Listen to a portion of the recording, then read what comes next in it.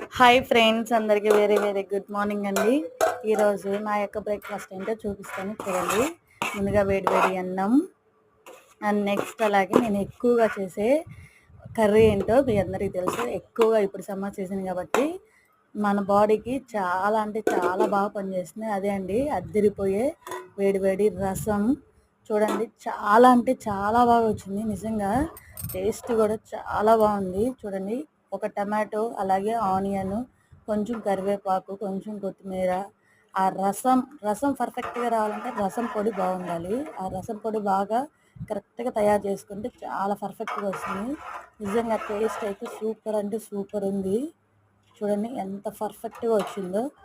And next అలాగే ఇవన్నీ తిన్నాక తాగటానికి చల్లటి మజ్జిగ.